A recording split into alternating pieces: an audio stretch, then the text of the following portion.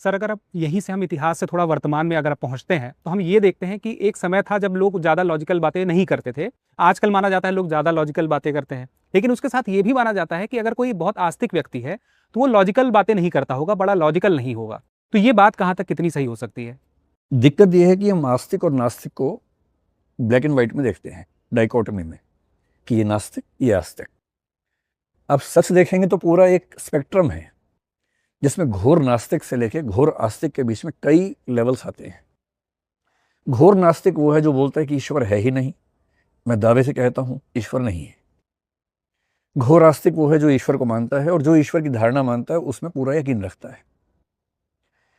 तार्किक रूप से मेरे ख्याल से ये दोनों ही व्यक्ति गलतफहमी के शिकार हैं। जो साइंटिफिक टेम्पर का आदमी होगा, तार्किक व्यक्ति होगा, वो इनके बीच में होगा। बीच में कैसे हो सकता है? जैसे मान लीजिए मैं ये मानता हूं कि भाई जो साबित होगा मैं वही मानूंगा, बाकी नहीं मानूंगा, क्योंकि ईश्वर नजर नहीं आता है। तो ईश्वर है ये साबित करने की जिम्मेदारी है, honours of proof, burden of proof किसके ऊपर है? जो कहता है कि ईश्वर है। जो कहता है कि नहीं है उसके ऊपर तो बर्डन ऑफ प्रूफ नहीं आना चाहिए। मसलन अगर मैं आपसे कहूं कि आपके और मेरे बीच में लाल प्रकाश की रेखा है, कि आपको दिख रही है? आप कहेंगे नहीं दिख रही है। और अगर मैं कहूं कि मुझे दिख रही है, और फिर मैं कहूं कि आप कहें कि साबित करो, मैं कहूं मैं साबित नहीं कर रहा, तुम साबित करो कि नहीं है। आप कहेंगे मैं क्यों साबित करूं, मैं तो कह ही नहीं रहा। जो कह रहा है साबित तो वो करेगा। ठीक वैसे ही अगर आपको ईश्वर में विश्वास है और किसी को नहीं है, तो साबित करने की जिम्मेदारी किसकी है? जो दावा कर रहा है। जो दावा नहीं कर रहा उसकी जिम्मेदारी नहीं है। लेकिन एक लॉजिकल इमेजिनेशन के रूप में ये मानना बहुत अजीब नहीं है कि इस पूरे संसार के पीछे कोई परम शक्ति हो सकती है, होनी चाहिए। अब 3-4 लेवल्स हो सकते हैं। जो कायदे का वैज्ञानिक और तार्किक व्यक्ति होगा वो तो ये कहेगा कि भाई मैंने खूब कोशिश कर ली, मैं ईश्वर साबित नहीं कर सकता। और जिन लोगों ने ईश्वर को साबित करने की कोशिश की है, मैंने उनके प्रमाण पढ़ लिए, उनके आर्गुमेंट्स पढ़ लिए, वो भी बहुत मीनिंगफुल है नहीं। जिन्होंने ईश्वर को खारिज करने के प्रमाण दिए हैं वो भी मीनिंगफुल नहीं है, सच में नहीं है। तो मैं बटा हुआ हूं, मैं परेशान हूं, मैं बेचैन हूं कि ईश्वर है या नहीं। अब मेरे पास 2 ऑप्शन हैं, या तो मैं हड़बड़ी में इनमें से एक फैसला मान लूं, या मैं कहूं कि जब तक फैसला नहीं होगा मैं वेट करूंगा। जो वेट करते हैं उनको बोलते हैं एग्नोस्टिक्स, अज्ञेयवादी। मैं उसी कैटेगरी में आता हूं कि हम वेट कर रहे हैं, जब फैसला होगा होगा, तब तक हमारा काम चल रहा है, उसके बिना नहीं। पर मैं वेट करूंगा तो सवाल है कि मेरे व्यावहारिक जीवन में ईश्वर होगा या नहीं। इसके भी 2 ऑप्शन हैं। कुछ लोग कहते हैं कि जब तक साबित नहीं होगा तब तक हम धार्मिक जीवन नहीं जिएंगे। कुछ कहते हैं ना, जब तक साबित नहीं होगा कि ईश्वर नहीं है हम मान के चलेंगे कि है, क्योंकि मानने से हमें मनोवैज्ञानिक फायदा होता है। एक बहुत प्रसिद्ध वैज्ञानिक था, आप तो साइंस की बैकग्राउंड के व्यक्ति हैं शायद, ब्लेस पास्कल, आपने नाम सुना होगा, जिसके नाम पे प्रेशर की यूनिट आप लोग पढ़ते होंगे फिजिक्स में। उसी पास्कल की बात कर रहा हूं। 17वीं सेंचुरी फ्रांस का वैज्ञानिक था। पास्कल के सामने भी एक दुविधा थी। पास्कल मैथमेटिशियन भी था, फिजिसिस्ट भी था, और एक धार्मिक व्यक्ति भी था, और अंतिम हिस्से में जीवन के बहुत धार्मिक हो गया था। उसको कुछ ऐसे रहस्यात्मक अनुभव हुए कि वो धार्मिक हो गया बहुत ज्यादा। और उसने कहा, being a scientist and being a mathematician, साबित तो कुछ होता नहीं है, पर मैंने ये महसूस किया कि अगर मैं ईश्वर को मान लेता हूं तो मेरा जीवन ज्यादा आसान हो जाता है। फिर एक आर्गुमेंट भी दिया कि अगर ईश्वर है और मैंने नहीं माना तो बाद में दंड मिलेगा, नहीं है और मान लिया तो कोई नुकसान की बात नहीं है। तो कॉस्ट बेनिफिट एनालिसिस में ईश्वर को मानना बेहतर बात है, तो मान लेते हैं। उसने माना। 19वीं सेंचुरी के अंत में, 20वीं सेंचुरी की शुरुआत में अमेरिका में एक व्यक्ति हुए, विलियम जेम्स, अमेरिकन साइकोलॉजी के फादर माने जाते हैं। और विलियम जेम्स पर बुद्ध का भी असर हमें दिखता है, क्योंकि बुद्ध ने कहा कि आत्मा नहीं है, चेतना की का प्रवाह है, स्ट्रीम ऑफ कॉन्शियसनेस है। ये बात जेम्स ने भी कही। विलियम जेम्स ने सेम बात कही कि ईश्वर है या नहीं हम साबित ना कर पाए हैं, ना कर पाएंगे। पर जब साबित ना ये हो रहा है ना वो हो रहा है, तो फिर मैं क्या देखूंगा? वो प्रैग्मेटिक फिलोसफर है। प्रैग्मेटिज्म का मतलब है कि जो व्यावहारिक रूप से फायदे में है उसको मानेंगे। उसने कहा, मैं मनोविज्ञान का प्रोफेसर भी हूं, विद्यार्थी भी हूं, और मैं मानता हूं कि ईश्वर को मान लेने से सुकून, शांति, विनम्रता ज्यादा होती है। तो जब साबित होगा कि नहीं है तब का तब देखेंगे, तब तक के लिए मैं मानना चाहता हूं, मैं मानूंगा। ऐसे लोग भी, आप इनको इलॉजिकल नहीं कह सकते हैं। तो लॉजिकल व्यक्ति ऐसा नहीं होता कि रेडिकल एथीस्ट होगा या रेडिकल थीस्ट होगा। बीच की बहुत स्थितियां हो सकती हैं। एग्नोस्टिसिज्म मुझे लगता है कि सबसे अच्छी स्थिति है। प्रैक्टिकल और सॉफ्ट थीइज्म जो मैंने आपको बताया इन लोगों का, कि प्रैक्टिकली मानेंगे, सैद्धांतिक रूप से हम जानते हैं कि साबित नहीं हो सकता, ये मान लेंगे।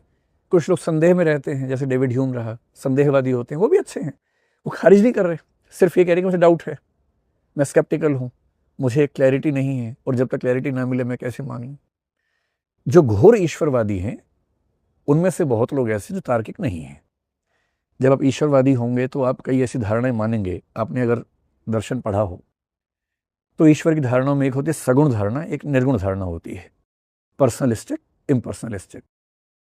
सगुण धारणा दिल को बहुत सुकून देती है, क्योंकि आपको ईश्वर का चेहरा दिखता है, ईश्वर शक्तिशाली है, ईश्वर दयालु है, आप परेशान होंगे तो प्रार्थना करेंगे, वो आपको हेल्प करेगा, ये सब फीलिंग्स आती हैं, तो इमोटिवली बहुत सपोर्ट करता है। पर जब आर्गूमेंट्स की बात करेंगे तो उसको बचाना बड़ा मुश्किल हो जाता है वहाँ पर, क्योंकि इतने डिफिकल्ट आर्गूमेंट्स हैं कि सगुण ईश्वर को बचाना बड़ा मुश्किल है। और लगभग सभी धर्मों में ईश्वर सगुण है, ध्यान रखना है। जैसे इस्लाम में, ईसाइयत में, यहूदियों में ईश्वर दिखता नहीं है, तब भी सगुण ही है। सगुण और साकार दो अलग अलग बातें हैं। सगुण ईश्वर साकार हो भी सकता है, सगुण निराकार भी हो सकता है। इस्लाम में अल्लाह, ईसाइयत में गॉड, यहूदी में जाहवे, सगुण निराकार ईश्वर के उदाहरण है, सगुण है वो भी। तो जो ईश्वर को मानना चाहता है पर लॉजिकली कंसिस्टेंट रहना चाहता है कि मुझे लॉजिकली कोई परेशान ना कर सके, उसे फिर शंकराचार्य और हीगल का रास्ता चुनना पड़ेगा, निर्गुण ईश्वर। निर्गुण ईश्वर लॉजिकली कंसिस्टेंट है, उसको खारिज करना बड़ा मुश्किल है, क्योंकि आप कुछ बता ही नहीं रहे उसमें क्या है। नेति नेति कह रहे हैं कि वो ऐसा भी नहीं है, वैसा भी नहीं है, आप कुछ बताएंगे तो फंस जाएंगे। लेकिन आप नेति नेति के माध्यम से आप उसको इनडिस्क्राइबेबल बता रहे हैं, अनिर्वचनीय है, या मतलब इनएक्सप्लिकेबल है, अव्याख्येय है, तो फिर कॉन्ट्राडिक्शंस नहीं आते। खैर पूरी बात का, क्योंकि ये बहुत लंबे मुद्दे हैं, इस पर बहुत संक्षेप में समझाना मुश्किल है, पर संक्षेप में आपके प्रश्न का जवाब ये है कि तार्किक व्यक्ति नास्तिक होगा ये जरूरी नहीं है। अगर कोई व्यक्ति घोर नास्तिक है तो ज्यादा संभावना है कि उसका तर्क एक सीमा के बता के चुक जाता है। अगर कोई व्यक्ति घोर आस्तिक है तो भी उसका तर्क एक सीमा के बता के चुक जाता है। जो तार्किक व्यक्ति होगा, चाहे वो आस्तिक हो चाहे नास्तिक हो, वो ये मान के चलेगा कि अंत में कुछ और साबित हो सकता है, और इतना ओपन माइंडेड होगा कि कुछ और साबित होगा तो मान लेंगे, तब तक इस विश्वास के साथ चलने में कोई बुराई नहीं है। वही इसी से एक बेसिक सवाल ये भी बनता है कि एग्जैक्टली धर्म क्या है? क्या सभी धर्मों के लिए एक है, या कोई एक परिभाषा इसकी हम रख सकते हैं? धर्म की 10,000 परिभाषाएं दी जा चुकी हैं, कोई भी एक फाइनल हो नहीं पाई है। लेकिन मोटे तौर पर धर्म का मतलब एक पैकेज है जिसमें 3-4 चीजें हों। एक कॉग्निटिव हिस्सा है, संज्ञानात्मक हिस्सा, जिसमें धर्म बताता है कि दुनिया कैसे बनी, आत्मा है या नहीं, परमात्मा है या नहीं, मरने के बाद क्या होगा, ये सब चीज़ें, जिसको हम मेटाफिजिक्स या ऑन्टोलॉजी भी कहते हैं। धर्म का एक हिस्सा है इमोशनल, जो भक्ति की भावना, आप ना डरें, सिक्योरिटी आपको मिले, भगवान ध्यान रखेंगे, चिंता मत करो, पूजा पाठ किया, लघुता का एहसास हुआ, मेरे पीछे भगवान खड़े हैं, ये एहसास हुआ, ये इमोशंस वाला हिस्सा है, बड़ा ज़रूरी हिस्सा होता है।